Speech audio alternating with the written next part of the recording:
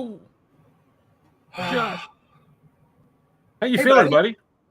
Oh, How you dude. feeling on this fantastic Black Tower Podcast Tuesday, You know, delayed start edition? I've delayed start edition indeed. I feel as though I have recovered from death, and I'm not quite to that point. Like when you're sick and then you just get done being sick, and you're like, "Oh my god, I feel so amazing." I'm not quite to the amazing part, but I'm feeling pretty good. I'm recovering from plague. For those of you who don't know, I haven't cried about it enough on social media. But yeah, no, other than that, I'm doing great. The plague? It was a plague. I don't know if it was Okay. the plague. Because if it was the plague, dude, that shit is making a resurgence. Because now 3 people in my office have had it within the last week and a half. Oh, don't go outside. Stay inside. Yeah. Or you will die. Yeah. Unfortunately, I have bills to pay, which means I have to go to work. So until it was a plague. So until Big Daddy government gives me even more subsidized money, I'm going to work. 2 Geeks wants me to just take a couple shots and suck it up. Hey man, if rubbing alcohol kills germs outside, then drinking alcohol definitely kills germs on the inside. And you just might lose a couple brain cells. Tells me to leave mysterious daggers alone. Look, it was pretty, okay? It was pretty and shiny, and I don't need this from you, okay? I mean, welcome to the Black Tower Podcast. You don't really have to worry until you start looking at a shadowy corner, pointing the knife at it, and saying, "I see you." So, okay, stone cold moment though. Speaking of too far gone. Yes, we are the Black Tower Podcast. We are a Wheel of Time podcast, and we cover everything in a completely unprofessional and childish manner as often as humanly possible. It's true. If there was one major glaring problem, probably the worst problem of all problems with the Wheel of Time, not enough fart jokes. So that's the big problem, and we're here to fix that problem. But I am your Bajan Mahale, Andrew, and I'm joined by our fantastically. Couldn't think of a word that means sick. It starts with F. Sick. Alliteration failed. It's my sick Soravan Mahale, bro. Yeah. Check out our sick Soravan Mahale. He can do backflips. If you like what we do here at the Black Tower Podcast, we have something I'm actually really excited about. Something that's really cool. We've got 2 ways to support the Black Tower Podcast. One is hitting the subscribe button, hitting the like button, and guess what? Those are free. You can do that. It's absolutely free. If you like what we do here, go ahead and do that. We thank you for that. If you like it just a little bit more than that and you have the means, we do have a Patreon as well, which gives you access to a ton of Patreon benefits. We've got Patreon exclusive videos.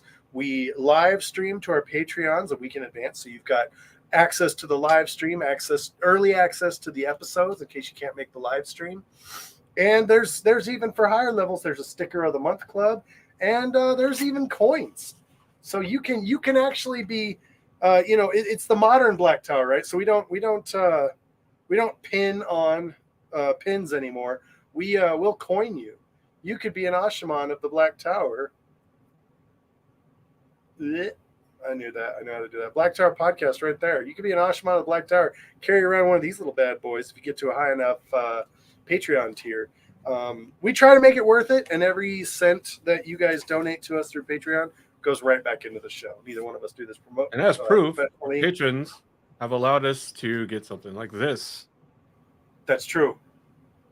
This is our new dedicated mixer board for our travel podcasting kit, so that when we go to WatCon, JordanCon, Gathering Madness, whatever the case is, Josh doesn't have to tear down his system and us spend the next 4 episodes trying to iron out the tech issues after he puts it back together. So that's the kind of stuff it goes into. So we thank you all for that. Thank you, patrons, for letting us do that, enabling that. Whatever makes you feel better about us doing it. Thank you, Roof Mistress Leia. Yeah. When we're not using the travel kit, it sits as collateral in the pawn shop so that we can spend the money on other stuff. So that's definitely what happens. The perfect time for you to mute too, so it'd just be awkward dead silence. Yeah. I'm trying to mute whenever I have to sneeze or something like that because, like I said, I am still in recovery. Well, anyway, with all that said and done, we are not alone today. We have some fantastic guests that agreed to join us today. We are joined by the fantastic folks from Talk Around Riyadh. Ooh, I get to be well done. Damn it, Andrew! We never thought of doing something like that. The show's too good. We can't. We're not good enough for this show. You have to leave immediately. It was already here. I just brought it up here. Man, we are outclassed before we even begin. This is good. Good start. So welcome, Takaran Riyadh, to the tower. Thanks for being here tonight. Thanks for having us. This is awesome. We've tried to do this once or twice before, and like things kept happening. So I'm glad it finally came together. I blink a lot. That's my brother. Loving it. So we're here tonight to talk about the Wheel of Time, some wheelie-timey thingies. And before we get too far into that, before we start really talking about our topic, Andrew, do we need to protect our guests from tainty spoilers?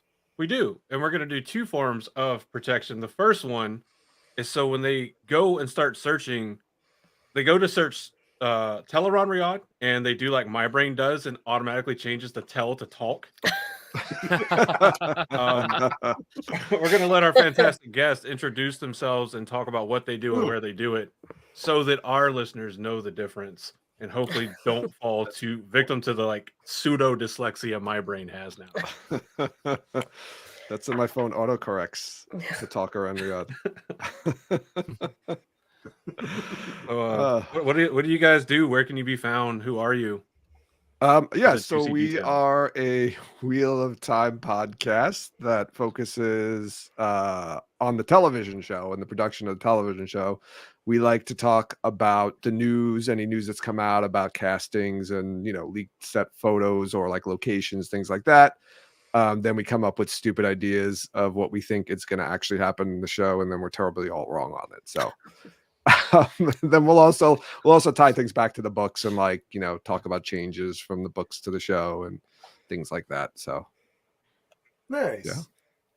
Way to sell and you it, could Joe. find us anywhere. Yeah, you could find us anywhere you can find a podcast. Yeah. So if you look in the show notes or description below, if you're on YouTube, you can click right on their name in the episode title or in the description, and there's also a link to the Talk Around Riyadh website where you can find everything you could ever need to know that is legal to know about Talk Around Riyadh. And maybe if you're good at coding, maybe you can find something you weren't supposed to. Who knows? Yeah. Don't encourage it. Don't do it. If that happens, I'm not culpable. We have a secret dark web website as well. So more than dreams in our world. But yes, like Josh was saying, before we get into today's episode, we're going to go ahead and play what I think is a very fitting spoiler warning for today's episode. So here you go. This is your official spoiler warning. This episode contains spoilers for all 14 books and the prequel. If you're still listening and you haven't read all these, you want to be spoiled, don't you? Brave it. Getting spoiled without putting in the work? Well, get ready. Here it comes. Boy, That's what kind of hot here. podcast is this? Shout out to North Harbor Podcast for providing that. Whatever kind of podcast you want it to be. Mommy, sorry. That's them because they just finished up with Memory of Light and did their prologue thing. So which was awesome. Go and check it out. Go and check them out on YouTube, and you can find their stuff and tell them I'm here because one of you unlocked the new kink that I apparently didn't know I had over on Black Ops. They'll love it. But they will love it. Speaking of kind of kinks, maybe we'll see. What are we talking about, Josh? Well, it's another famous BTP background breakdown. That's where we're going tonight. And as we know, the background breakdown is for characters who might not be main characters. Maybe they're secondary characters. Maybe they're somewhere in between the two. But people don't talk about them enough. We just thought we would give them a little bit of attention, a little bit extra love, a little bit extra time. And tonight, we're talking about the mistress of pleasure herself, the one, the only, the voluptuous beauty, the forsaken Graendal. We're bringing her into the mix because there's a lot to be said for this person. Yeah, that's the intro for her. There's a lot here. She's a fascinating character, in my opinion. She has a lot of interesting tactics and perspectives. So, do you happen to know what Graendal means in the old tongue, Josh? I didn't know I was going to get tested tonight. Thanks. I'll give you a hint. Look next to the duck icon on your screen. The vessel of pleasure. Minus the Graendal means vessel of pleasure in the old tongue. Graendal, of course, being her taken name after forsaking the light and choosing to walk in the shadow. Previously being named Camaril Maradim Nindar. And for those of you second age aficionados, that's 3 names. Yeah. Which means special. Yeah. She had some talents before she relied on other talents. So, for our guest here, so we offered a couple different topics, and this was the one that you guys said piqued your interest the most. So I would like to hear why, and that might be a good way to bring in the discussion on Graendal. I cannot English today. Yeah, that's a good. I don't even remember what the other options were, but we definitely picked this one. And she's an interesting character because she's one of the few characters who makes it, quote unquote, through the entire series. What I thought was interesting, though, is about her background, which you don't really, it's not mentioned necessarily directly in the books. It's kind of references to it here and there. And then if you read like the big white book, there's information in there, and obviously the companion. But right, so she's very different before she turns to the shadow than what we know of her. And I thought that was probably the most interesting thing about her, because a lot of the other Forsaken are kind of similar to what they were prior, just like maybe a little bit, evil with an evil tweak, but she's like almost completely opposite of what she was. You know what she reminds me of? Like every doomsday movie, there's always at least that one character that goes, the world's ending, screw it, I'm gonna just do whatever I want to do. I've been behaving and obeying the laws my entire life, but the world's ending tomorrow, I'm gonna go absolute buck wild. Yeah. She's like that with combined with like the evil version of Hot Librarian. It's like she embraced the shadow, she put the glasses off, the hair came down. Like Catwoman.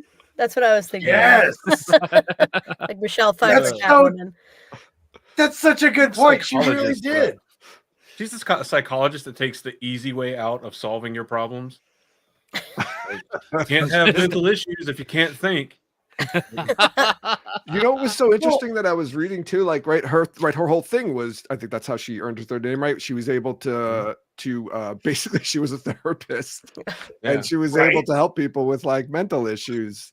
She could cure mental issues that even the one power could not touch. That was the interesting thing, like that there was that limit on the one power in healing, that it could not heal mental illness. I thought that was so fascinating. That Jordan put that there and made it like that, which is kind of interesting. I'd love to look up notes on that, to be honest with you, if there was anything like behind that, because it's not really something that comes up in the books, like the books proper. I mean, Nynaeve kind of heals madness, but that's like a different kind, right? That's like a taint madness. It's a little different. So I don't remember in the books if there's any other person like with a mental illness that they try to heal and can't. No, I mean the healing in the time of the books is not anywhere near as advanced to be able to, I think, address something like that. And a lot of the people that like you meet that you think are crazy in the books aren't always that crazy. Like I said, it's either the taint and Sidine, or they just really like being a wolf or whatever it is. But I also want to say just to the original question about why Graendal. I think she's one of the most fascinating villains in the series. I mean, she's somebody who, for almost the entirety of the series, is always one step ahead of whomever she's dealing with, and I think it's a really she's a compelling, she's an interesting villain. You don't see that many villains who don't rely on force at all, right? That everything is a mental game, everything is manipulation. And you can't even tell like where the line between her being totally dedicated to her own pleasures and her playing mind games with other people, like where that line even sits. So I think she's just a really interesting character. I think the thing I love about her, from a character standpoint, just kind of getting into it, is she's actually when she's, as Joe touched on, she's a therapist in the Age of Legends, an extremely talented one. Was very, very talented in the conditions of the mind, but she was extremely she had a very distinct aesthetic whilst existing in the Age of Legends. It was very plain. It was very plain clothing, very minimalist, very contemporary, I guess you could say.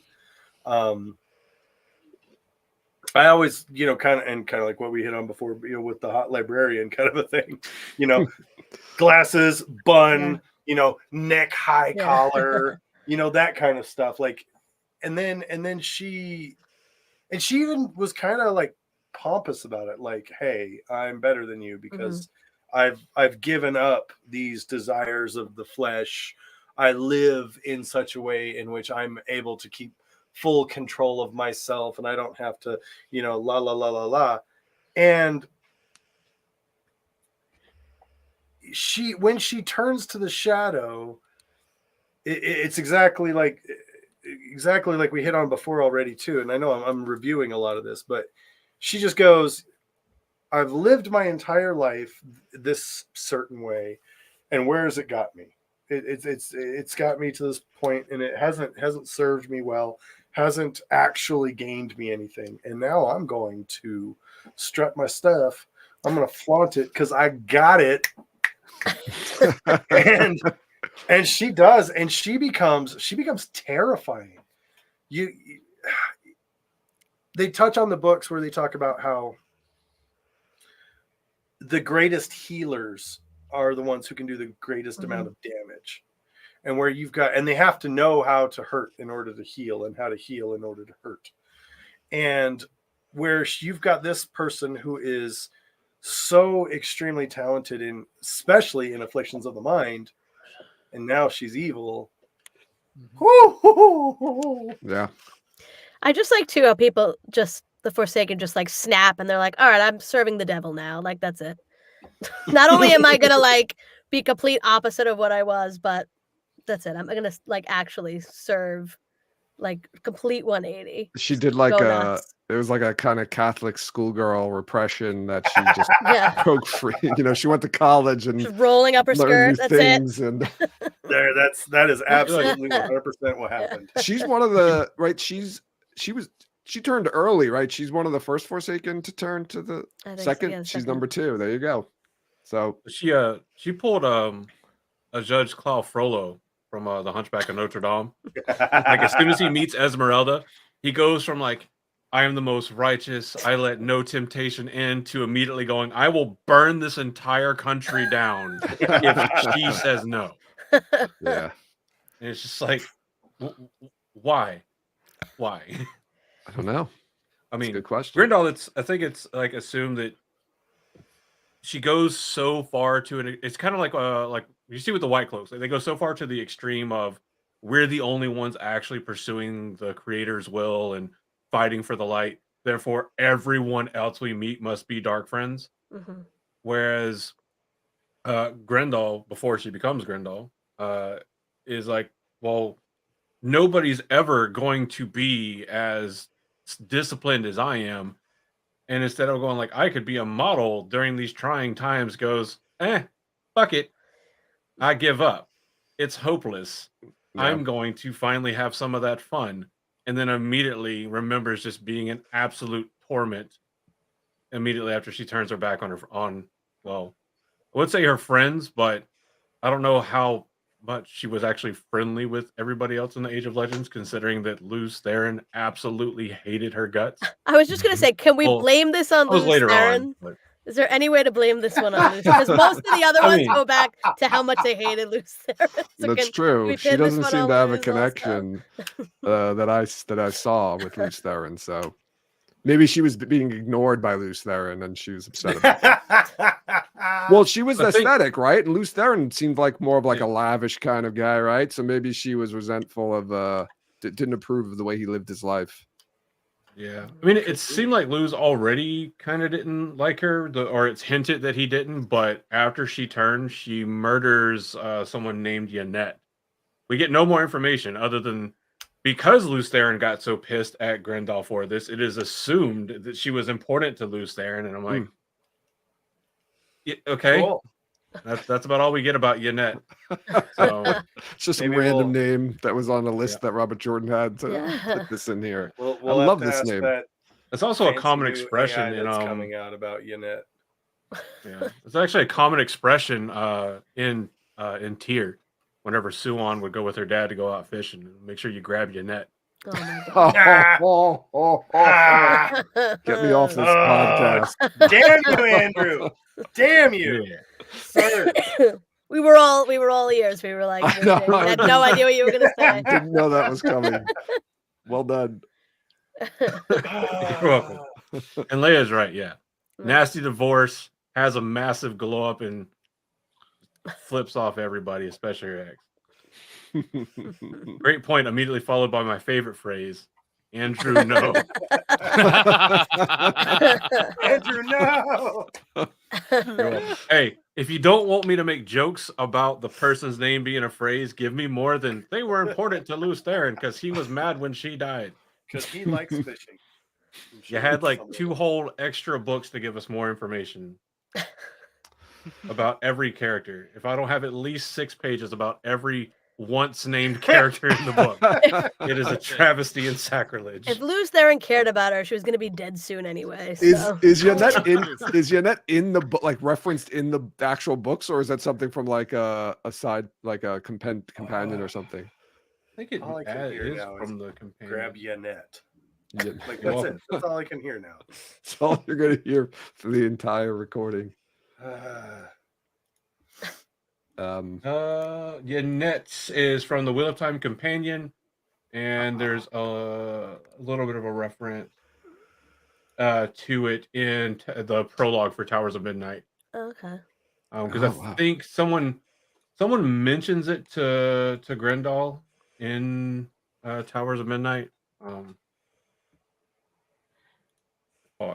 read it somewhere. I might be looking at the wrong page. Hold on. Wait, is it like a Luz Theron memory? I think it was. I thought it was like one of the other Forsaken mentioned something to her, but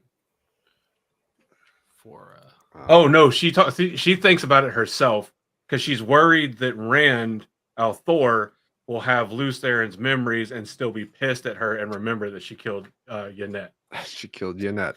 Yeah. I'm just picturing Luz Theron's favorite fishing net. Yeah.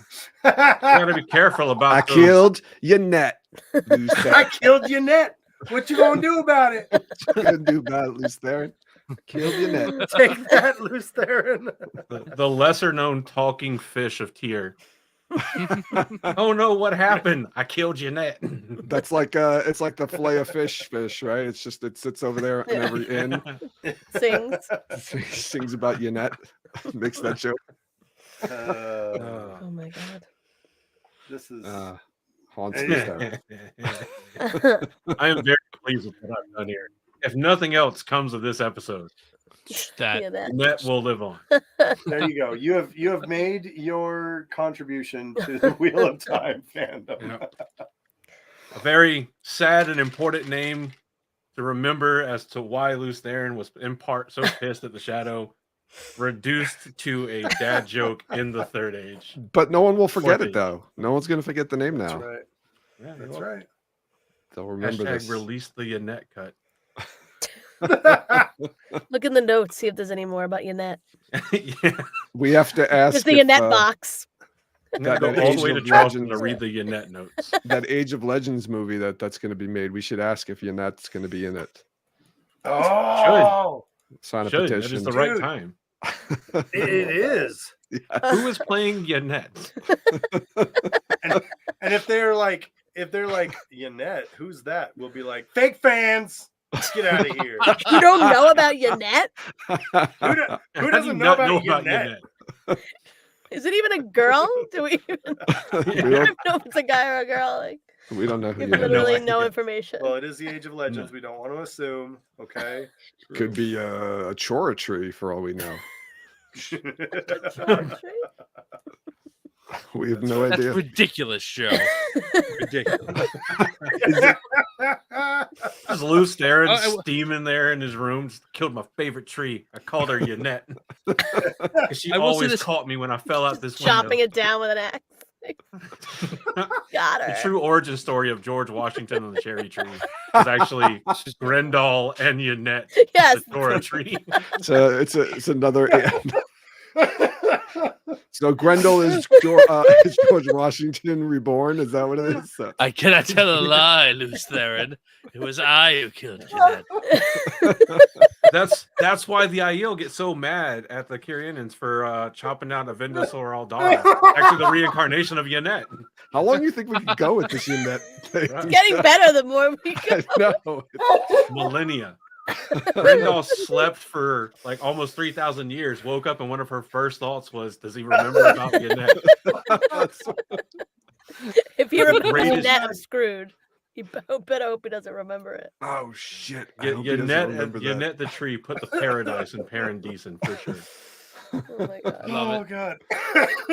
Captivator Probing of Ran heart. to see if he remembers who she is. Oh. Yeah.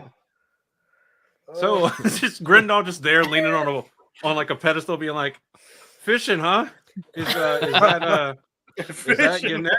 You got a pole or a net? Bring Why don't your you net. bring your I'll net? get a bowl. Oh my god. Luce Rand comes down with a case of Forrest Whitaker eye, just starts twitching. Graendal runs. Oh my god. Oh my Man has the God. best eyes in film. All right, He does. Every time I You're see not wrong. Forrest Whitaker on screen, I am immediately happy. You're not It's wrong. like He needs to be in more things. he could I play liked Yannette. him in Star Wars. Forrest Whitaker as Jeanette. There we go. Wow. That's our. Wow. We got to try to get that. We make To dreams the come story. true here. Forrest Whitaker as Jeanette. Oh my god. So, now I just can't Thanks for- help but think about thanks for joining our Yannette episode. about Luce there and having a flashback, and all you see is like just immediately like Forrest Whitaker's face just staring at you. Oh. I love Yannette. Jeanette You- was his fishing buddy. Makes sense that Yannette was a nickname because just like Yannette, you always bring your fishing buddy. Yeah, you bring his Yes. fishing buddy. His nickname was weird. Jeanette. His real name was Forrest Whitaker.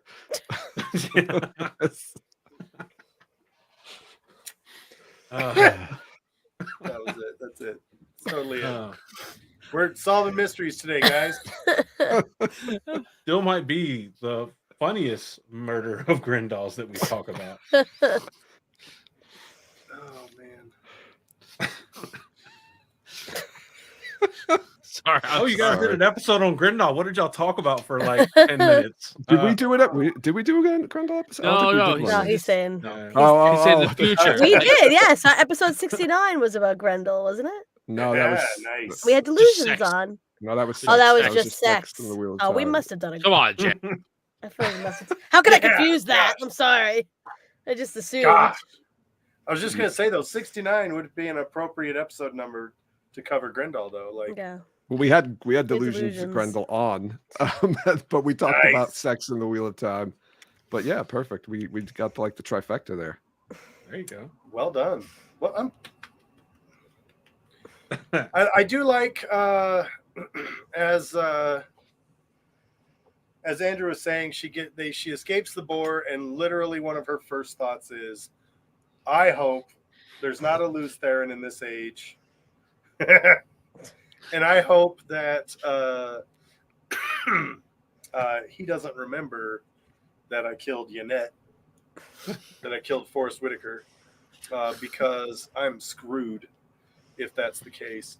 She is one of the Forsaken who is not really ambitious, but is also like super, super smart and thoughtful and plotting and planning. I often look at her. You guys remember the board game, The Game of Life? Yeah. Oh yeah. You'd be playing the Game of Life and you'd get the $100,000 salary or whatever, and someone would always steal it from you. Always, right? You could never hold on to that thing. Oh, My geez. dad That was a good taught days me- when $100,000 salary felt like you were Right? rich. You were doing pretty good. Oh yeah. Well, my dad taught me, because I used to complain that every time I got the good salary, like someone would take it from me. And my dad was like, yeah, that's why you don't go for the good salary. Someone's going to take it from you. Go for the second best or the third best. Go for the $90,000 or the $80,000 salary. And I was like, huh. And he was right. As I watched the game, everybody always goes for the number one salary because they always want that big payday. But if you go for the second salary, you get that big payday the whole time. And it's a much larger payout at the end of the game.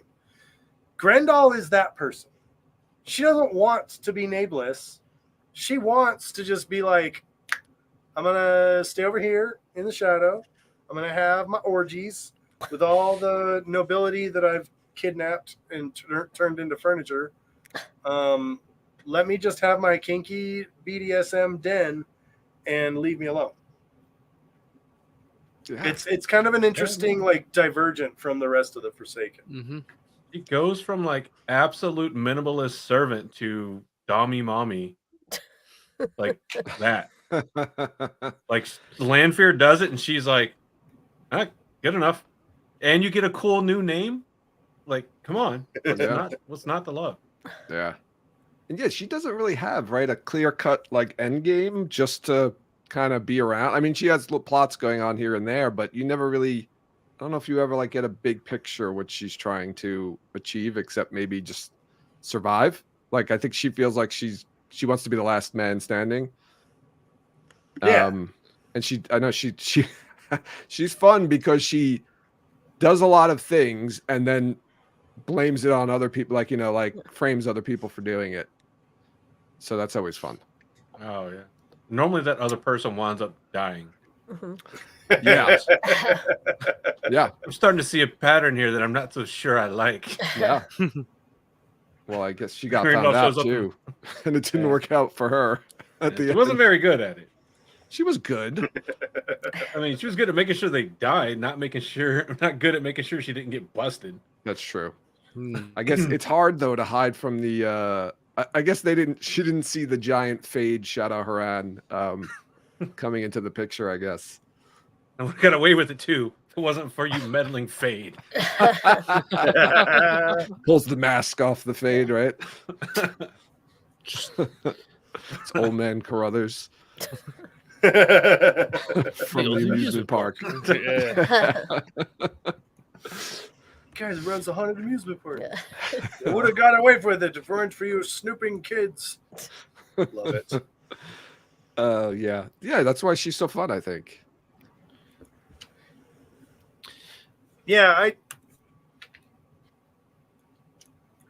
What do you think, Jen? Do you have like a favorite Graendal moment from the book, Oh gosh. or least favorite, depending on your perspective, I guess? I like her with Samael. I think they're like fun together because they're not like friends, but they're like they make like a good team for a little while, and then I feel like as soon as it cuts away, one of them is like planning on overthrowing the other one, or doing something against them. But it's they're entertaining together. I like them. Yeah, doesn't she try to set him up, but winds up getting kind of backfires on her? Yeah, well, they manipulate each other a lot throughout the series. I agree with Jen. That's like one of my favorite dynamics in all the books. But yeah, she like sets him up to like want to kill Rand as much as possible, but then he like plays her and makes her think that he's been promised nameless, and then like they just kind of bounce off of each other until he's out of the picture. Right? They do all the stuff with the Shaido where they give him the idiot boxes, and the idiot boxes. Them all over the place. Yeah. Right. But yeah, I think all her stuff. I love her. Every time the Forsaken talk to each other, and you get like from one of the Forsaken's points of view, right? It's always like biased about everybody else because they hate each other. But everyone just basically talks about like how you can't get one-on-one with her. She'll just manipulate you. Like, and they just know it. And I think it speaks to like, again, like she's not somebody who's out there in front, like saying like, hey, I'm going to take over this country and I'm going to build up an army and I'm going to do all this stuff. But everyone just kind of knows, like, just leave her alone. Because if you get involved one-on-one, like chances are you're not gonna come out on top. Which I don't know. I think she's a formidable foe, and I like how when Rand tries to deal with her, he's like, I know how I'm gonna deal with this. Like it's like I'm gonna do a Gordian knot solution. I can't outthink her, so I'm just gonna destroy her like from a distance, and that doesn't even work. She's like that. Yeah. Go ahead. Sorry. No. I was trailing off. You jumped in at the right time. Oh, okay. Oh, I mean, totally planned. Professionals. So she's like that person that has access to all the right tools, and has the capability to do whatever she plans, but just falls off at the execution at the critical point. Like. With Samael, she's trying to like allure him with like the wealth of beauty and actual like wealth she's accumulated, because Samael is very much into all of that as well. She's like, oh, this is the Shaboan and the Shabote that I've taken from Sahara, and just look at all of this that I've done, and is with the aim of getting him so pissed that he defies his literal boss, owner of his soul, and kills Rand anyway, and then is completely ashamed when it backfires, and Samael instead just looks at it like it's the most obvious plan, says, yeah, no, I think I'll just sit back and relax and watch you all fight. She panics, tries to fix it, and then Samael just uses it, tricks her into telling him where Masana is. And then at the end, she's just like Hagrid from like the first Harry Potter movie. Just should not have said that. Should not have said that. And then she's just like, okay, well, I've made a mistake. Let me follow him around now just to make sure that nobody finds out it was my mistake. It's fun when you like calls her a name. Yeah, it's fun with the whenever you get a Forsaken point of view and they're interacting with each other. It's so fun because they're so paranoid. Like everything, they're just examining and looking at every little detail of like if they're at a place that Samael chose, looking at the background and he put that teacup there for a reason, and it's like, oh yeah, and you're thinking like, oh wow, these people are really keen and in tune, and it's like, I'm like, no, they're fucking paranoid is what it is. They're putting like all meaning behind things that have no meaning behind them. So it's and that you get those with all those interactions with Graendal and Samael and whoever else they wind up. I think the Ravine is involved for a while. Like when they all meet and have that, it's just, and especially from her point of view, you get a lot of that like paranoia. But I guess when you're evil, hanging out with the most evil of evil people, you have to be paranoid. I think that's a really fun sort of point too, because I always get like I like what Jen was talking about with Graendal and Samael, and how they have that sort of like frenemies where they like try and kill each other, but they can't, and they're always just like, oh, oopsie, haha. and they have all these like meetings, and they're just, oh god, it just kills me so much. They're always so on edge, and you're just like, wow, you guys are really inept. Like, you guys should really be better at this, and you're not. It's because you're so worried about yourselves. Yeah. Well, if you guys would join forces, and this is actually something I think the TV show did a really, really fantastic job with, where, of course, in the TV show, where Shamael's like, hey, I'm only going to let Lanfear go. I'm going to collect the rest of the Forsaken, but I'm only going to release Lanfear because I know how to control her. And if I have my eyes on these guys, I know they're not going to get out, but I have that in my pocket as like an ace up my sleeve. But he doesn't want to let the rest of them go. He doesn't want them to he doesn't want to have to try and control them. And he knows they're not controllable. And I think that's something the TV show did really, really well. And it wasn't until Lanfear had basically said, screw you, I'm going to Lanfear off and do my own Lanfear thing, that Shamael was like, all right, cool. I'm going to set all the other Forsaken free. I don't need it's not going well. I was thinking it's their relation. Samael and Graendal are kind of like the way they portray like a Shamael and Lanfear on the show, where like they just say flat out like, I know you're going to betray me, and then like the second they're apart from each other, they're like, okay, we have to get rid of that. Like, we got to get rid of Lanfear. Like, she's done. But they're having like some nice drinks together and like hanging out. Everything's great, you know. It's the Tenacious D, Two Kings. Emergency meeting in Parliament. Yeah. Cage can't be king anymore. Seriously, he's encroaching on all my decrees. Be a duke, a kick-ass duke. Kick-ass duke.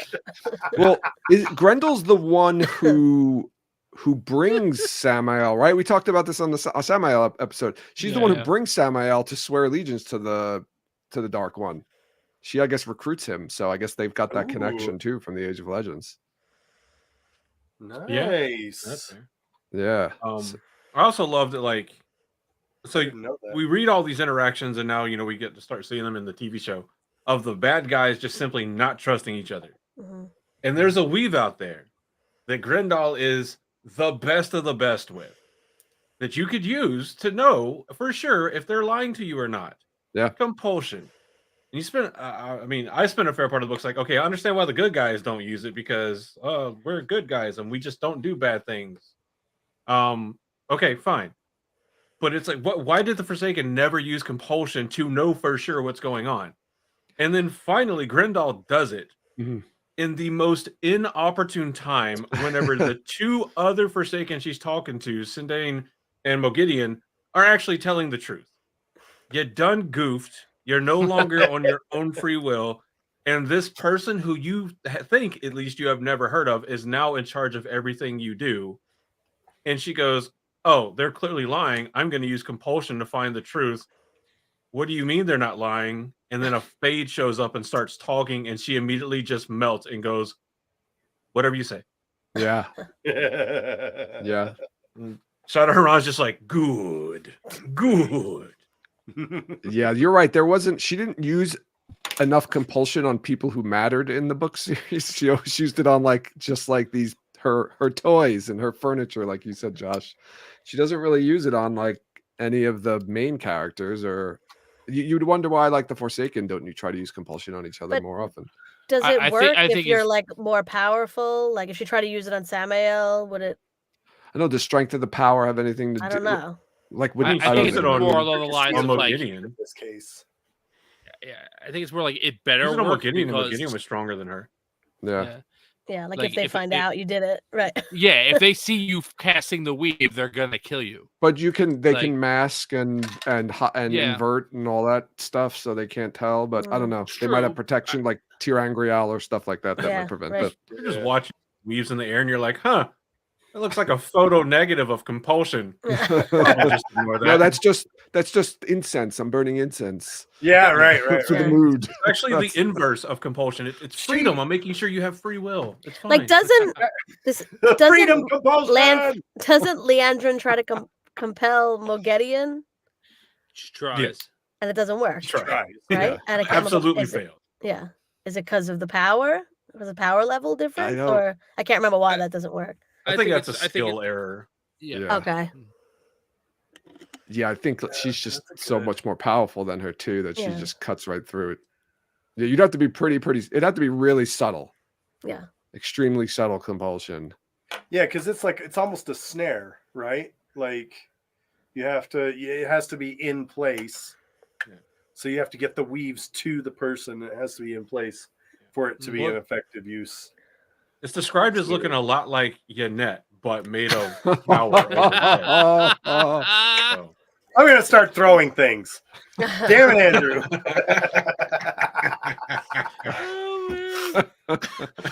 I should have seen a callback coming, but I didn't. You still got it.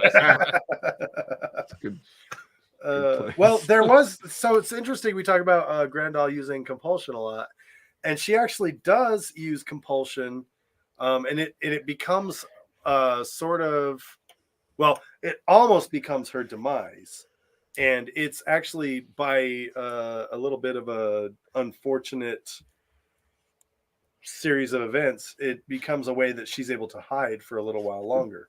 That's right. Yeah.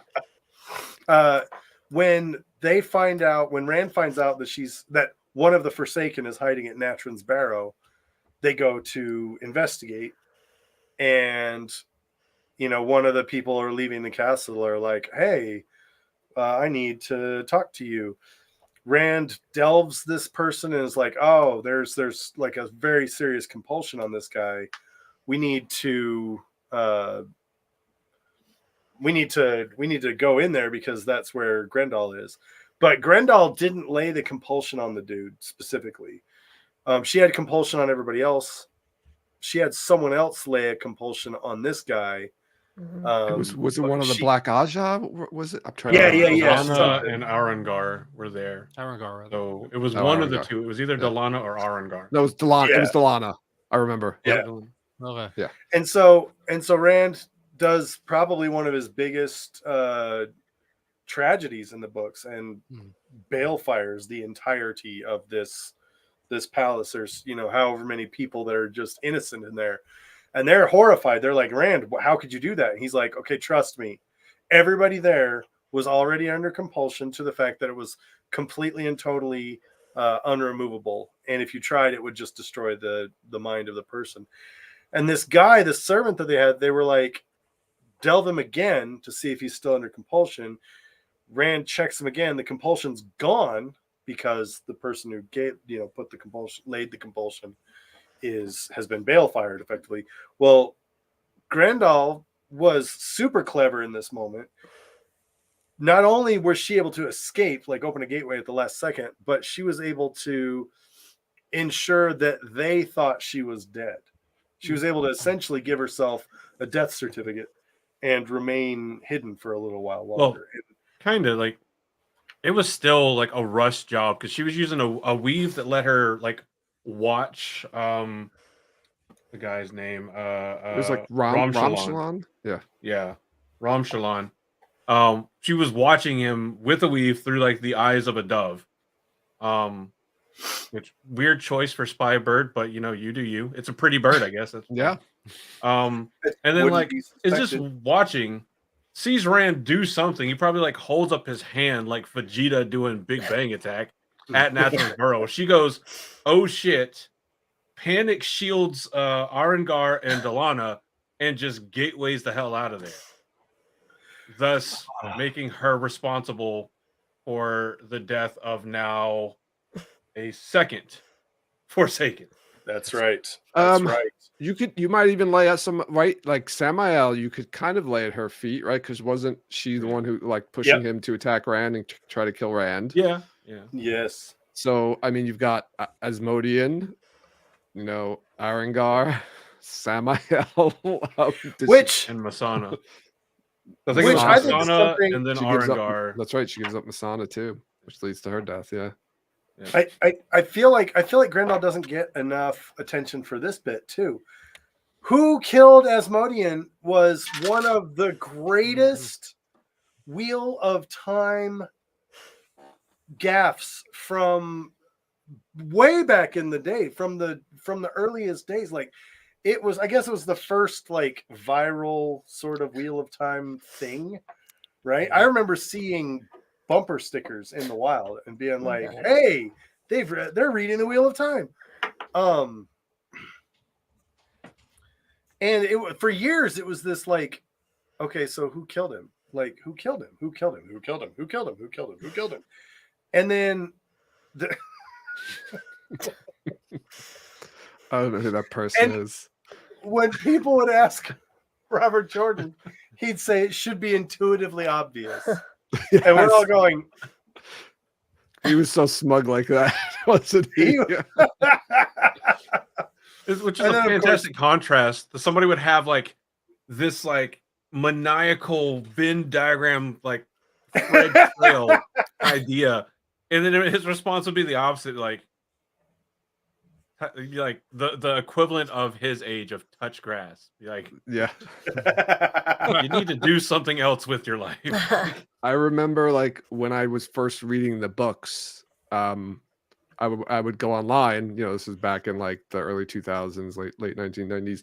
I'd go online and there was only like a couple of websites out there real time, right? Like there was Dragonmount and Theoryland and Watmania, and then there was the FAQ, and they had a whole section because this was before it was like, anyone knew who the killer was. Like there was a whole section just devoted to who killed Asmodean, and it went through like all of the characters and like literally like went through processes of elimination. Oh my god! Like this person wasn't there; they were at this place, blah blah blah blah, blah. And it was That's like, so cool. And they had it. They had Graendal was the most likely kill. Like there wasn't for sure, but they were strongly had good evidence for Graendal just because she had like the motive, the means, and opportunity, to put it in a Law and Order sense. But yeah, so they were right too, and she was the.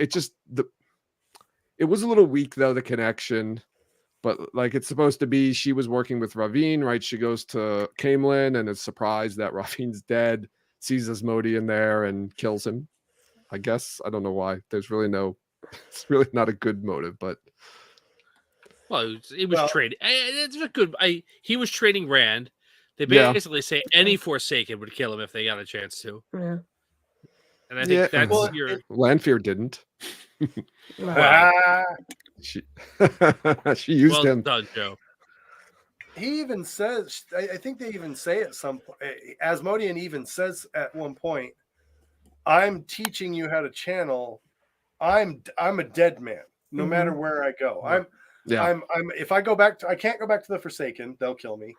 I can't go to, the forces of the light. I can't go to, where am I supposed to go? Carrion? Like, no, that's not going to happen. I'm going to die. I am loyal to you, Rand, because I will die literally anywhere else. Literally everywhere else, I will die. And I think we are, normal, non-murdering people.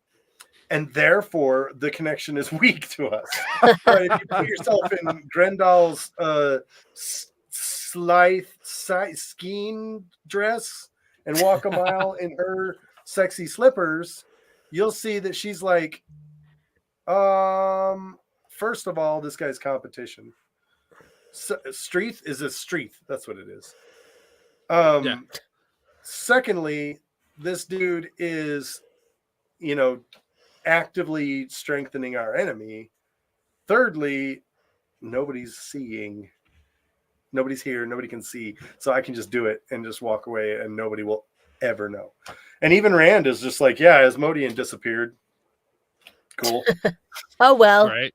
Yeah. He's gone. He's just gone. We should probably look into that at some point. Proceeds to never think about it again. Yeah. Right. He's still out of his goes mind. to Jeremy Clarkson. Oh no. Anyway. But you know what? That's kind of uncharacteristic of Graendal. She doesn't usually just kill people right off herself, right? You would think she would try to manipulate him, and now she knows where he is. And but didn't he walk into a room that she was in? yeah, he like opened that? the door or something. We don't know and where I think she was. panicked. Absolutely. Yeah. Yeah. Yeah, it was a panic. I think it was like, yeah. You know, whenever like Avienda was like committing an atrocity against Aiel honor and using water for anything other than to take sparing sips of, and Rand walks in and she panic runs off to the enemy's like snowy lands. Yeah. Graendal's like just like chilling, being herself for once in a room where she's alone. And then Asma walks in and she's like, die. You saw me as I am. Can't be allowed. It's like Samuel L. Jackson in Pulp Fiction. Oh man, you shot Marvin in the face when he shoots. He gets startled that he accidentally shot the guy. Yeah, that's probably what it was. That has to be what it was, right? That's the only thing that makes sense. Yeah. I can just it's picture intuitively now, like, obvious. Asmo opens the door, goes, "Oh, it's you," Yeah. and she just goes, "Ha!" Maybe that was the bathroom he was going into. What if she was like changing? Yeah. Yeah, she was on the She's like, floor. Very Bellfire. embarrassed. She's No the one victim. can see me And and live. it was like every scene from every anime ever where the guy walks into the bathroom without knocking. And it's always like it's always the girl overs in the bathroom, and they get like Kamehameha out of the house or something. Are we saying Graendal is a tsundere? A tsundere? Is that what it is? I mean, she Tsundere? absolutely is. Absolutely. I also don't recommend putting that in your Google search. Don't put tsundere in your Google search unless you have safe search on. Trust me. Trust Good me. to know. Don't All search anything anime without safe search on. Don't. That's valid. That's valid. Good But advice. yeah. So again, in a continuing panic, she goes, "Oh, I have killed now my third, maybe fourth Forsaken."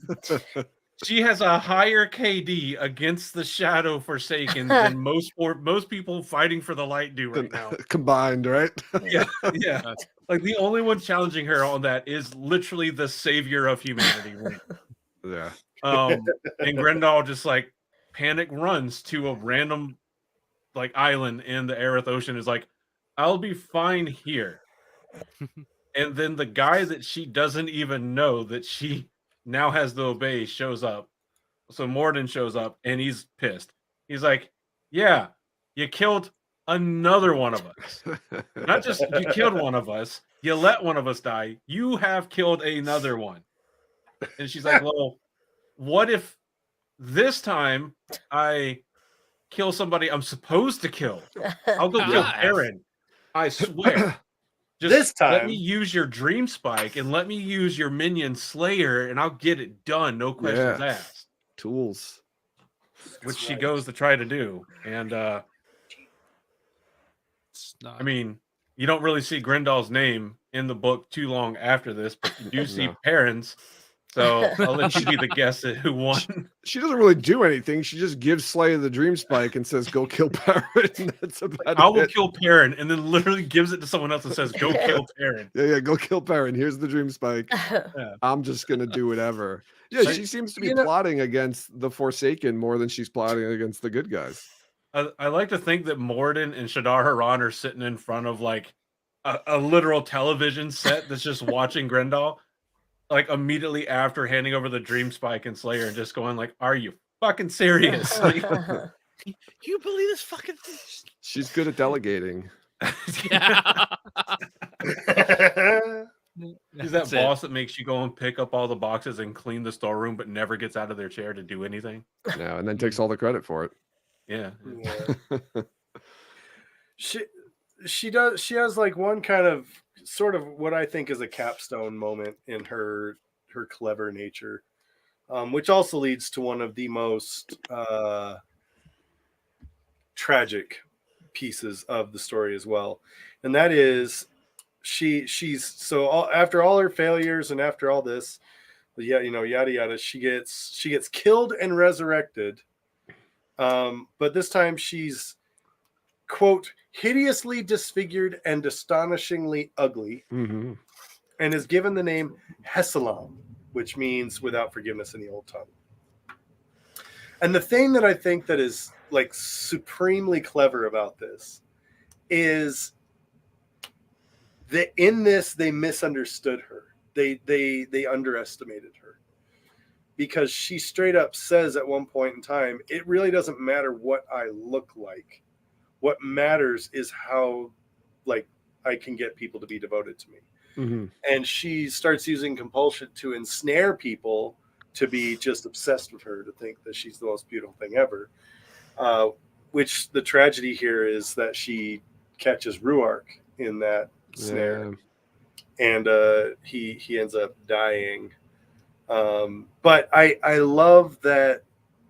I love the underestimation there. I love that they're like, oh yeah, she's all about, she's got this beautiful, voluptuous, curvy body. She's all about showing it off. She's all about, the hedonism and the she's got her little BDSM dungeon and whatnot. And they think that if they bring her back ugly and gross, that she'll be punished, and she'll be so hurt and upset. And it's like, no, actually, no, you guys got that way wrong. She's not hurt or upset. She doesn't care about that. What she cares about is that control. That's the ability. That's the thing she is most attractive with, or most powerful with. And it's just real cool to see her as a character be so underestimated by the people that are supposed to know her the best. Still love the moment. So like they're in Tel Riyadh, or as Perrin calls it, the wolf dream. There's a word with 2 commas is too complex. Or not commas, the apostrophes. Things, that the opposite of the comma. Apostrophes. Yeah, the superscript to the subscript that is the comma. That's the one. And Perrin's sitting there just like watching her using compulsion on the great captains, and he's like, that's not good. And she turns around, notices him, and she's like, you're the reason all the bad stuff happened to me. And he's just like, I don't even know who you are. Yeah, right. I've never seen you before in my life. So I got enough going on, lady. Right. But this might be the moment where, besides her direct or adjacent murdering of 4 Forsaken, she gives the best gift that she ever gives to the Force of the Light. And we get the infamous line from Perrin, it's just a weave. Yeah. Because she tries to bellfire Perrin, and Perrin's just like, no. Nah. Yeah. He doesn't even know what balefire is, right? Like, no. So I guess it's kind of the ignorance helps too, that he doesn't know what it is, that he's not like, he doesn't have the fear that somebody else who knows what balefire is. He's just like, what's this? Oh, okay. One of those things, like, it almost feels like a Confucian, like, saying like that only people that understand that something's terrifying are actually scared of it. Yeah. It sounds like a proverb or something like that. I'm sure somebody way more famous and older than I has said something like that. Sure. But that definitely sounds like a proverb. But they do have a pretty cool fight in the World of Dreams, and Perrin puts his limited knowledge of channelers to use and imagines or conjures Forkroot in her mouth, which apparently Graendal's familiar with, because she immediately goes, "Oh no!" Yeah. And leaves the Tea Party, opens the gateway again, and dips out. Yeah. So the old fall backwards through a gateway trick. Yeah, that's the Perrin's use the old Forkroot trick, like from Malden, right? That's yeah. Which is quite brilliant. Like, it's real nice in the final book to see Perrin, I don't know, do something. He does a lot in those last 3 books. He's got a lot of save up the energy, for the first 8 to 9 books. Well, yeah, he's building up. He's building up momentum. He's edging us. He's edging us. That's what all the muscles actually were. It was him slowly storing energy to actually do something for the plot. It's like a bear, storing for winter or whatever. That's why he was really pissed. He couldn't hibernate. He had to go and do stuff. That's right. I don't blame him. He had to go. He had to go rescue his wife. Yeah. Oh. So as Cecilum, she goes to Shao Ghul and she's fighting with the aid of Basheen and Falain, however you want to say her name. And is just like continuously throwing balefire at Aviendha because when all else fails, go for the nuclear option that literally just got unraveled in your face in the world of dreams. But, yeah. Okay. Yep. Aviendha gets behind her, attacks her. Graendal Heslam uses her now signature move of disappear via gateway. So this time she uses the true power to do it. And so both her and Aviendha get pulled from this, but Dahara and Valene are killed in the attack, thus her adding the bodies of two more forces, people fighting for the shadow to her kill count. And then, later Aviendha finds her again. Aviendha doesn't fall through with her. And along with Amiss and Cad Swain, and they all are fighting. Aviendha is enraged at her for killing Ruark, clearly, as we all are. Yeah. That's your biggest L. And making him look like a fool, and attacks her with spears of light and fire. And also Haslam winds up getting stabbed in the side. And her and Aviendha kind of do this like small war of attrition thing where they're kind of going back and forth and they're slowly getting weaker. And Aviendha gets shielded. But before that, Aviendha ties off a gateway. And then the shield gets dropped because Haslam is getting too weak. So Aviendha's like, I'll just untie the gateway and go for the nuclear option because it worked great the first time. And it did. And then Haslam was like, no, you don't. I'm going to use compulsion. And they both technically fail, but Aviendha has better plot armor. So the now frayed weaves from the gateway lash out, backhand like a pimp named Slickback, the weaves of compulsion, and turn Haslam from I want to kill all of you into Aviendha, you are the greatest thing that has ever graced this world. Yeah. And she basically falls down worshiping Aviendha to the point where Aviendha's like, yeah, I can't really walk. I'm pretty messed up. Hey, person that really messed me up, carry me back to camp. Is Aviendha conscious, or isn't there reference to like the woman dragged Aviendha back and Aviendha was unconscious? Maybe by the time they got back.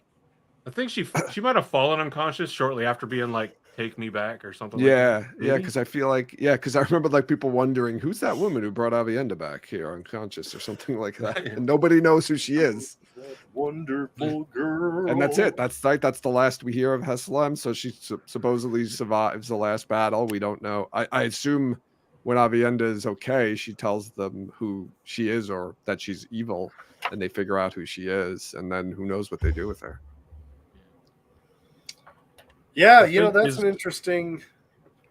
Who's the one that's mind gets turned into absolute mush? Is that Graendal?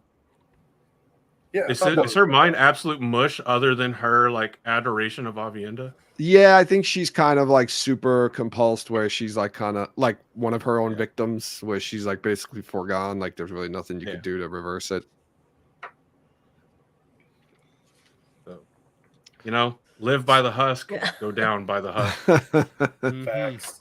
I wonder if she has all her memories, like if they could question her and find out like things. That's the one I was thinking of. Asana getting mushy-minded by. Oh, yeah. Egwene just kind of crushes her mind. Yeah. Masana like just goes full, like becomes essentially a vegetable. Graendal's like a slightly different version of mush. Yeah. She's just obsessed with Aviendha, really. Yeah. Which is honestly the right move. Fair. But we all should be. Yeah, I have no problem with that. It's not a bad way to end, I guess. In the end, Graendal won then, I guess, right? mean, imagine being in the middle of a life and death battle, and in a bright flash, you're suddenly enthralled and in love at first sight with somebody right in front of you, and you get to carry them and save their life. Yeah. You can't. Yeah. You know, the Brothers Grimm didn't write better stories than that. Disney can't write a better love story than that. Oh, perfect. Perfect. All right. Well, we like to wrap things up with our final thoughts. So, our Takaran Riyadh folks, what are your final thoughts when it comes to old Hessalam / Graendal? I hope we get to see her very soon in the television show. I don't know. What do you guys? What are your thoughts? Like, do you think she's going to be in season 3, or we're going to have to wait to season 4 to meet her? I mean, she's one of those. Presumably one of those Forsaken statues was her. Yeah, she's been named on the show. Mhm. That's right. She's been named. So that's my final thought. Like, when are we going to see her on the TV show? And who do you have anyone have any fan casts for her? I hate fan casting. I don't even know why I just said that, but I apologize. You can remove this from the podcast. No, well, we've already got a fan cast. We've already got a petition that London River. Oh yeah. Oh yeah, that's I was going great. to suggest Jennifer Coolidge, but I think she's a little too old. Oh yeah, at this point in life. Like that. I like that. People used to say, "What's her name?" From Mad Men. Christina Hendricks. Christina Hendricks. Yeah. That used to be one of them back in the day. Yeah, I don't know nowadays. Oh, what's her name? Who's the she was just on Saturday Night Live. Sydney Sweeney. She's like 11. Yeah, she's too young. She's in her 20s. Yeah, you need a little bit older. Yeah. She's got the Graendal appearance. She does. Yeah, I think Graendal's I think as we've proven here tonight, Graendal's awesome. She's an underrated, underappreciated villain, and I did not realize until we really elucidated it here how many bad guys she kills. So good on her. Yeah, she's responsible for the deaths of a lot of bad people. So she's the best player on their team.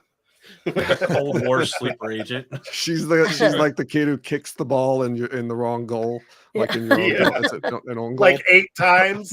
You're like, get that kid off the field. Fuck. Shit. That would work perfect with Jennifer Coolidge's voice. Like, if you look at it as her every time she's sorry and apologetic, it's just sarcasm. Like, oh no, Asmodean, I'm sorry.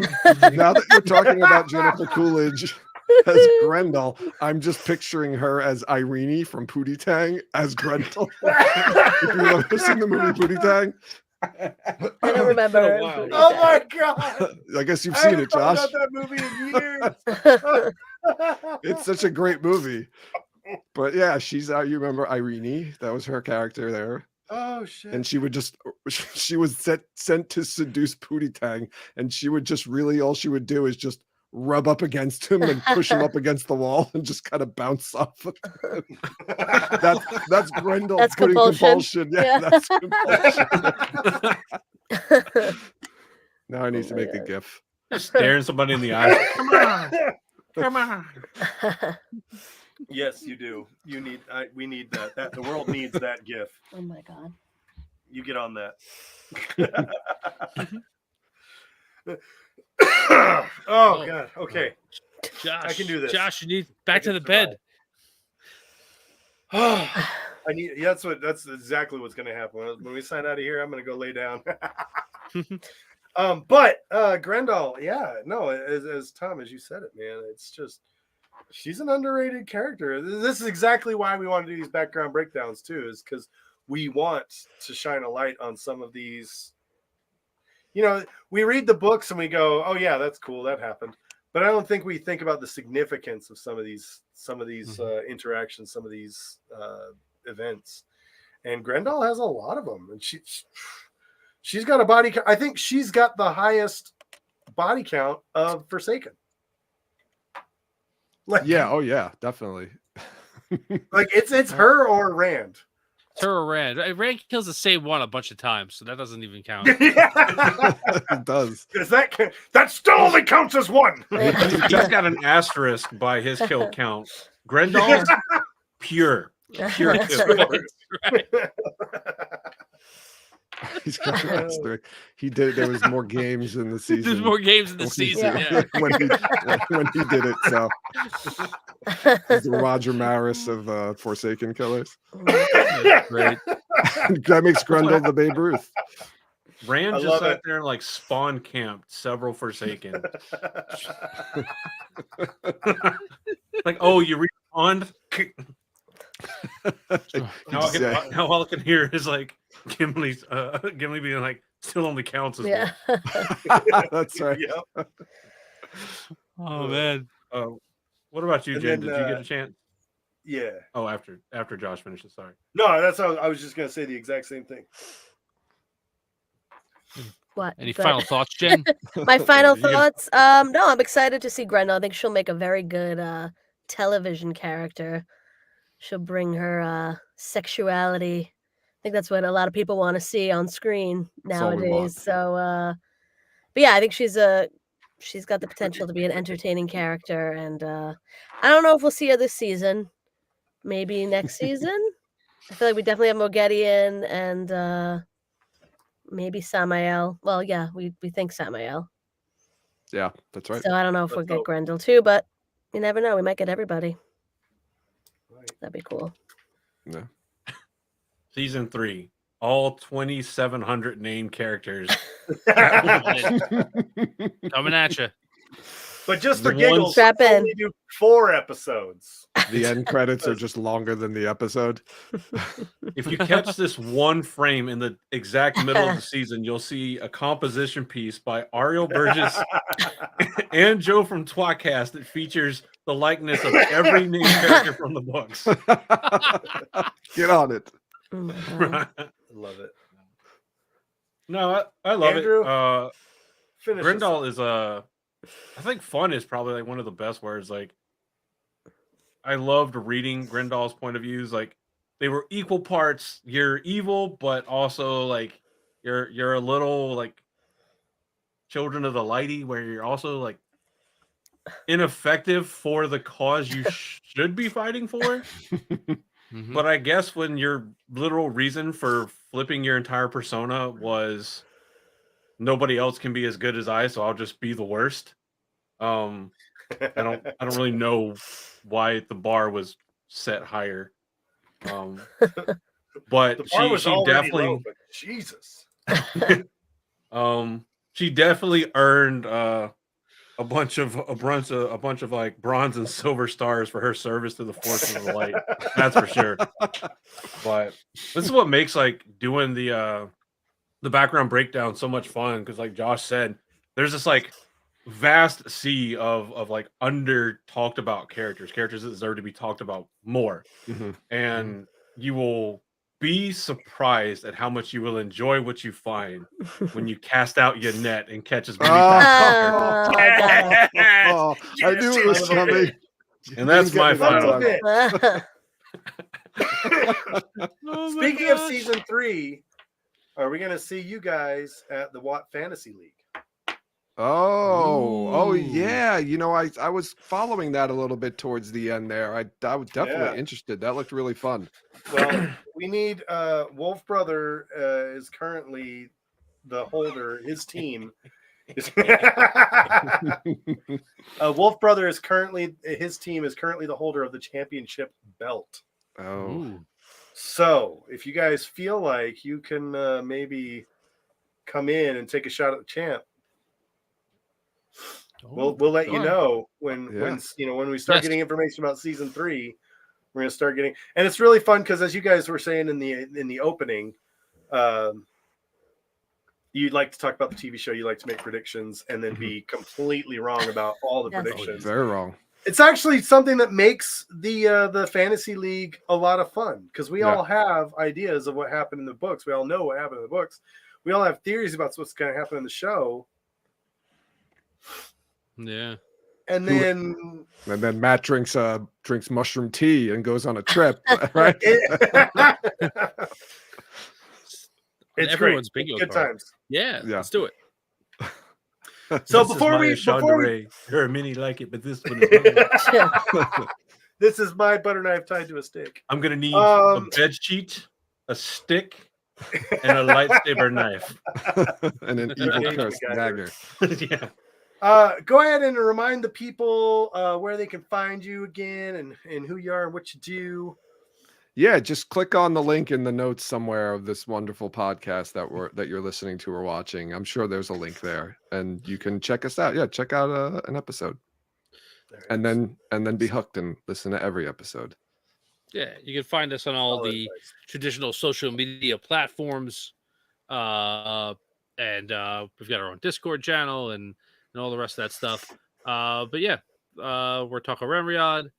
This is pretty much what you get, just only 60% of it.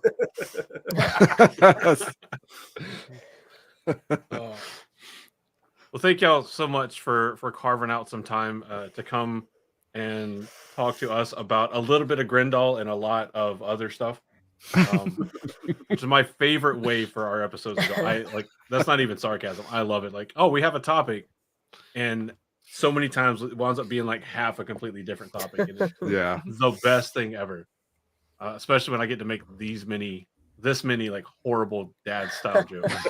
But, the best. I'll be laughing about it tomorrow. We'll be like, what happened? Like, I can't explain.